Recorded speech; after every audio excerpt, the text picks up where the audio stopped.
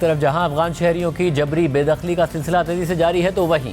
غیر قانونی طور پر افغان شہریوں کو جاری ہونے والے پاکستانی پاسپورٹس اور شناختی کارڈز کو منسوخ کیا جا رہا ہے۔ لیکن اسی دوران یہ کہانی بھی سامنے آئی ہے کہ افغانستان کے موجودہ وزیر داخلہ سراج الدین حقانی کو بھی 5 سال پہلے پاکستانی پاسپورٹ جاری کیا گیا تھا اور وہ اسی پاکستانی پاسپورٹ کے ساتھ قطر گئے تھے اور وہاں انہوں نے افغانستان سے امریکہ کے انخلاء سے متعلق مذاکرات کیے تھے۔ یہ کہانی جتنی دلچسپ ہے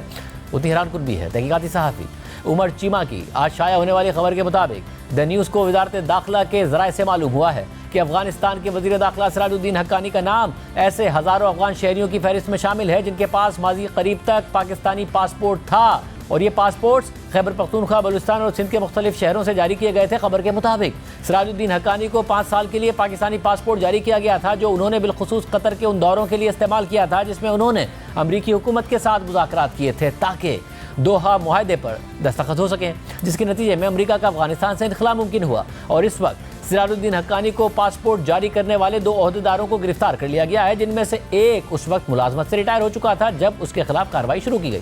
خبر کے مطابق ایک باخبر عہدیدار نے بتایا کہ افغان شہریوں کو جاری ہونے والے 30 سے 40 ہزار پاسپورٹس بلاک کر دیے گئے ہیں۔ یہ کہا جا رہا ہے کہ مختلف شہروں میں قائم پاسپورٹ آفیسز جیسے کہ ٹھٹہ اور کراچی کے آفیسز نے ان افغان شہریوں کو یہ سہولت فراہم کی تھی۔ ساتھ ہی اس عہدیدار نے بلوچستان اور خیبر پختونخوا کے شہروں کا نام بتائے بغیر یہ کہا کہ ان صوبوں کے مختلف شہروں میں قائم پاسپورٹ آفیسز بھی اس بدعنوانی میں ملوث پائے گئے تھے۔ خبر کے مطابق جہاں تک سراج الدین حقانی کے معاملے کا تعلق ہے تو حکام کو اس کی اطلاع پشاور سے تعلق رکھنے والے ایک صحافی سے ملی اور وہ صحافی اسی پرواز پر موجود تھا جس سے مذاکرات کے دوران سراج الدین حقانی دوحہ گئے تھے اور جب دوحہ روانگی کے دوران سراج الدین حقانی نے امیگریشن کاؤنٹر پر اپنے سفری دستاویز کے طور پر پاکستان کا پاسپورٹ دکھایا تو یہ دیکھ کر وہ صحافی حیران رہ گیا کہ آخر سراج الدین حقانی نے کیسے پاکستانی پاسپورٹ حاصل کیا ہے۔ اس واقعے کے بعد پھر دوحہ مذاکرات ہو گئے۔ 2021 میں افغانستان سے امریکہ کا انخلاء اور طالبان کا قبضہ ہو گیا تو پھر یہ بات رواں سال اگست کی ہے کہ جب اسی صحافی نے پاکستان میں پاسپورٹ حکام کی توجہ ایک مباحثے کے دوران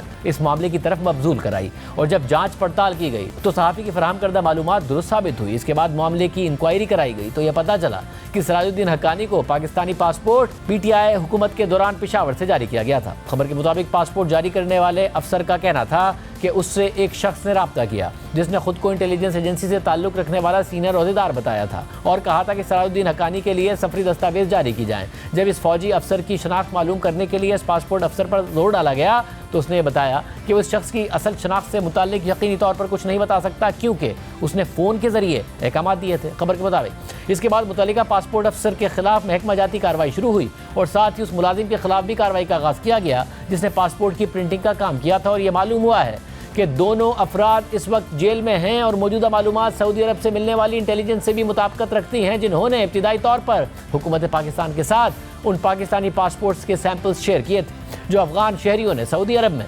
ملازمت کے حصول کے لیے حاصل کیے تھے اور حکومت پاکستان کو سعودی عرب سے یہ بھی پتہ چلا کہ ایسے کیسز کی تعداد 12,000 سے زائد ہے۔ خبر کے مطابق ان افراد کے پاسپورٹس منسوخ کر دیے گئے ہیں اور جن لوگوں سے متعلق یہ پتہ چلا ہے کہ انہوں نے جعلی دستاویزات استعمال کی ہیں انہیں افغانستان ڈیپورٹ کر دیا گیا ہے اور پھر حکومت نے فیصلہ کیا کہ اس حوالے سے جامع تحقیقات کی جائیں گی جس کے بعد یہ دریافت ہوا کہ افغان شہریوں کو پاکستانی پاسپورٹ جاری کرنے کی تعداد 30 سے 40 ہزار کے درمیان ہے اور ان تمام دستاویزات کو منسوخ کر دیا گیا ہے اور جو حکام ان دستاویزات کو جاری کرنے میں ملوث تھے ان کے خلاف FIA کے ذریعے کارروائی آگے بڑھا دی گئی ہے۔